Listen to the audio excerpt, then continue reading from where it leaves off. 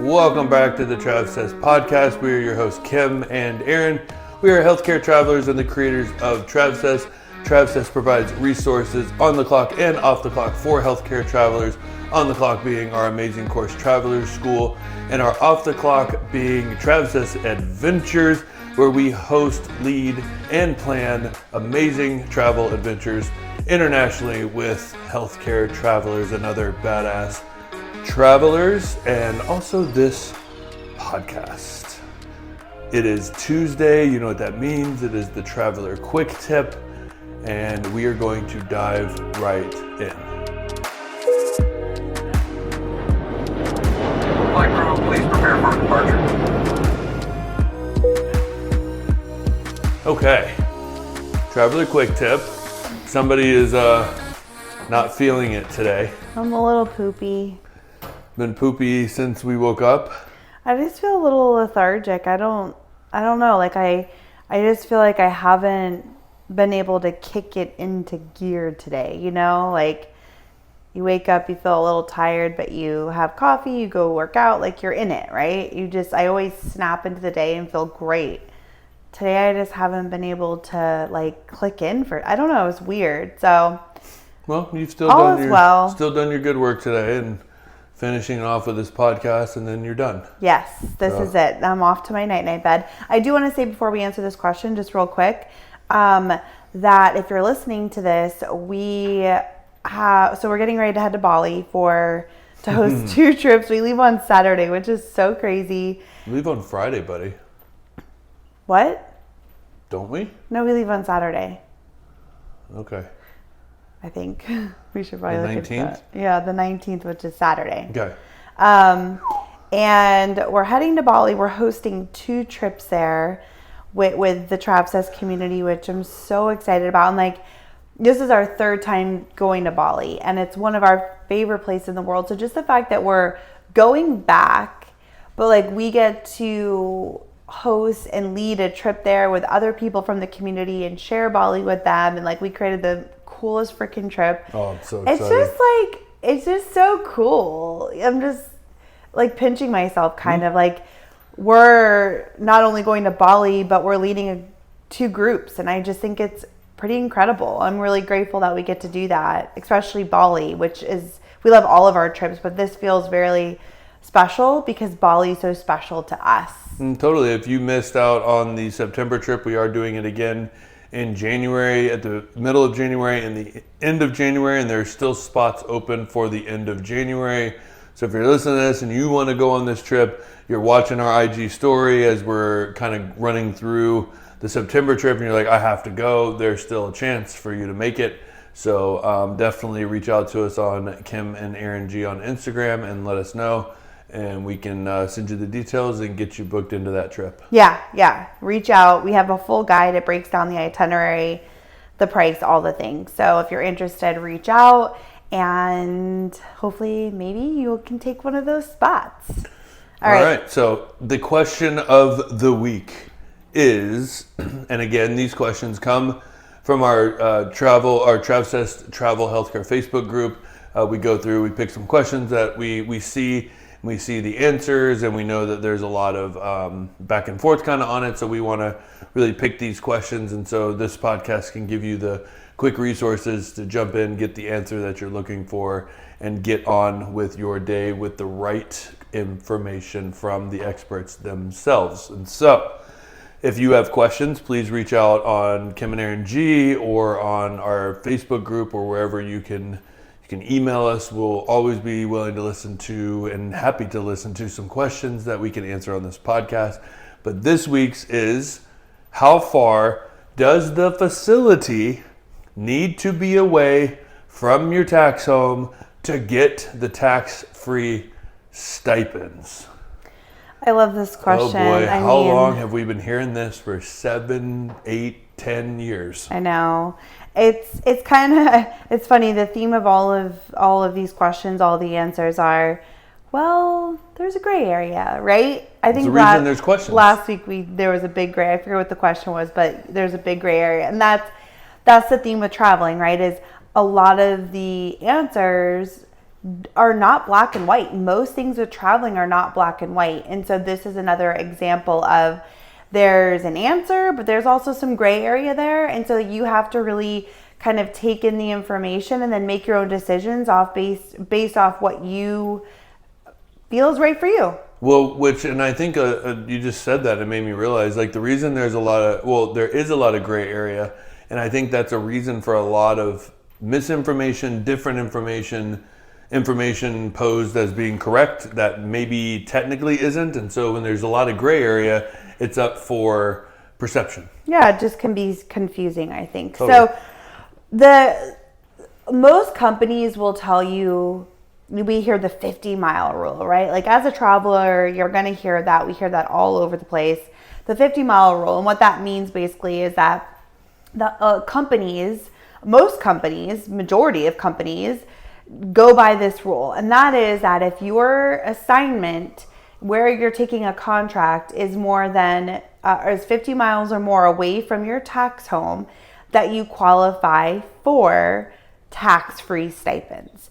And we're not going to like get into the whole tax home thing on this one, just because like I just want to answer this specific question. Maybe next week we'll talk specifically about tax homes. I think that would, right? Maybe? Okay. But it's not on the docket, but we can add it. Okay. I think a lot of the root of the questions come from kind of understanding what that means and how that applies. Mm-hmm. So 50 miles away from your tax home. And the reason that this is a gray area, and so companies will, if you are, like when you sign up for a company, you are putting in your tax home information, right? And so they know your address.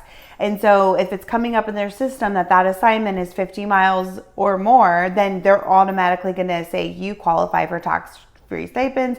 Congratulations, let's freaking go, right? The gray area there is that the IRS rule, and again, you know, companies have rules and then IRS has quote unquote rules that aren't like cut and dry. And so the companies kind of make decisions based off their own knowledge of what they believe will keep the traveler safe if they were ever to be audited or things were to come up, that they are in alignment with being able to receive the tax-free money based off the rules and the laws and all of that. So they're kind of making decisions that they think keeps everybody safe. Including the company. And I think that's a lot too. Like what keeps the company safe if the IRS came being like, oh no, they were outside of 50 miles and blah, blah, blah. And I think that their lawyers have a way of, that keeps them safe as well. Well, that's the point, right? It's like, I feel like it'd be rare to get just pulled into an audit as a traveler. It's usually if a company gets into an audit, travelers get pulled in there too, right? So obviously companies want to keep themselves safe. And so they have come up with this rule that they feel like keeps everybody safe. And as long as you're 50 miles away, you are good to go. So the gray area there is the fact that 50 miles looks very differently depending on where you live. So as an example, and I did this when I first started working in ultrasound, I lived in Palm Coast, Florida, and I commuted. My first job was up in Jacksonville, and I was still living in Palm Coast, and that was 70 miles. I don't know. What do you think? 60 miles? Maybe 60, 70? Mm-hmm. And I commuted every single day. I drove back and forth. Yes, it was a pain in the ass. I eventually moved up to Jacksonville because it took me like over an hour, maybe an hour and a half to get there every day. So it was a pain in the butt, but I was commuting back and forth and it was absolutely doable. And I didn't need to necessarily sleep in Jacksonville in order to work there. I was able to go back and forth to my tax home, I guess you would call it, whatever. So the thing with the rule is that the point is, in order to get stipends, you have to be able to be a far enough distance from where you're working that it requires you to lay your head down on a pillow at a different place that is not your tax home every single night in order to take that job. And so however many miles that is, it's a non-commutable distance that you cannot physically commute back and forth. It wouldn't make sense. You'd be in the car however long, and so you have to get another place to stay. Right, because you got to think about what stipends are. Stipends are provided so that you're able to duplicate expenses because you're paying for your home, back where you live, your quote unquote tax home, and then they are offsetting your other costs of having to live somewhere else outside of that home to work in a job. If you are literally driving back and forth and commuting and taking tax-free money, that is what the IRS would look at as like you're basically fraudulently accepting this money. And so that's where that can get very gray. And then they have to prove that, I do have a place that I'm staying in, I am paying rent. I will say that there was a time that I was in a non-commutable distance and it was under 50 miles, but due to traffic and the fact that I took call and my shift and the time frame, I was unable to commute. So I did have an apartment next to the hospital, but it was 49.8 miles away from my tax home.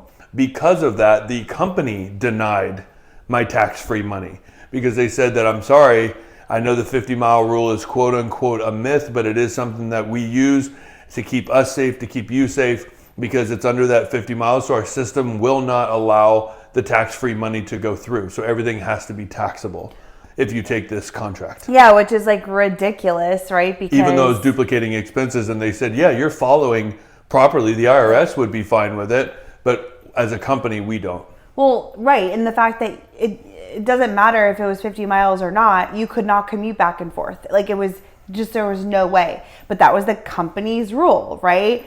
And so I think too, some people will be out of that 50-mile rule, but they're still commuting back and forth and they're not actually getting a place. They're not actually duplicating their expenses. So in that case, again, none of this matters unless you're audited, but if they were, and then they would say, well, you're taking this tax-free money for housing, but you're like staying at your tax home. Well, that doesn't make a lot of sense, right? And so you just want to make decisions that are going to make it easy for you, that if you were ever drawn into an audit, that you would be able to easily prove that, hey, yes, I was able to get the housing stipend because I was not driving back and forth. I was far enough away from my tax home. I had to get another place to stay to take this job. Therefore, I used my housing stipend to get a place to live, right? It's as simple as that. Like, you just want it to be easy to prove that you're not going to have a lot of gray areas within your story. And what was I just going to say? Well, I have something if you... Go ahead. I will say too that let's say you get audited and you were staying in an apartment for 4 days out of the week while you were working, and then you were going home for 3, but those stipends are set up for 7 days. And so that means you're collecting tax-free stipends for 3 days. So the IRS could say, I need you to prove that you were there all 7 days when you were collecting these stipends, and they can even come and get you for that if they wanted to. Right. There's so many like caveats there if you want to like dig into the nitty-gritty. Also, again, like, we're not accountants or tax professionals. No. Obviously, we're travelers. So we're just passing along what we've learned along the way from experts. But if you really have like a specific question, or you really want to, make sure your situation is set up properly, you could always reach out to like Travel Tax. We always call them out because they're he's an accountant that used to be a traveler, so he specializes in traveler tax. So they'll be able to give you really great information, and they're professionals. So I always just want to put that out there because like we're just sharing what we learned from our experience to try to give you, the best information that we can so you can make the best choices. What I was going to say was that, again, thinking about the reason we get stipends is because technically as travelers, we're leaving our home to go work somewhere else temporarily, which is why we get these stipends, because we're not just picking up our whole life and moving to Colorado to work. We are working there on a temporary basis with the idea that we will be returning back to our tax home, right? So in that event, we are paying for 2 homes essentially, right? We're duplicating expenses. Therefore, we received stipends that helps offset those costs, and that's why we even get stipends. That's where that whole thing even comes from. So we're in this unique position as travelers because we are temporarily bouncing all over the country. living in different places, working in different places, and we're returning back to our tax home throughout the year, right? Because that is our home that we do go back to. So my advice is just take contracts far away. Like you can be a traveler. Be a traveler. You can take local contracts, and if you are within the 50 miles, like you can take a contract. You're just gonna have all of your stipends taxed. If you want to do things properly and you don't ever want to put yourself at risk for an audit. Again, we will say too, this only really comes into play if you are audited. And so a lot of travelers, you will hear them say, I do it all the time. Like I work, 3 days a week and then I go back home and I get my tax-free stipends and blah, blah, blah, and everything's fine. And so those are the things that you're going to hear out there. And just because people are doing it doesn't mean that they're completely protected if they were ever audited. Yeah. Yeah, I think, I was saying about a local contract is that's always an option. And lots of people do that, and you weigh out the pros and cons. Maybe you just want to stay by home. You want to be close and you want to stay in your tax home, and you're just going to have everything taxed, but you're cool with it because it's temporary and you get like the perks of it being a contract job and different things. So there's different ways you can play it, but if you want the tax-free stipends, then yes, I would say travel far, travel wide, be on the go, experience this country, break away from your hometown so you're not even like questioning if it's close enough, and just in 10 years, we only had that one issue where we had to question that because we've always been so far. So I think, there's definitely gray area there, but it's not that complicated. Just be far enough away that you cannot commute back and forth from your house. So you can get that tax-free money. Make that money, baby. Perfect. Yeah. That wraps it up. Is that it? Yep, that's it. All right. Alrighty. Well, we will see you on Thursday for a Kim and Aaron special, and next Tuesday for another Traveler Quick Tip. And Thursday we're going to talk about our experience being hypnotized, and it's pretty cool stuff that I know a lot of you guys on Instagram have wanted to hear more about that experience. And we're going to share all of that on Thursday. So stay tuned, tune in Thursday, and we will see you guys in the meantime on Instagram. Bye. Bye.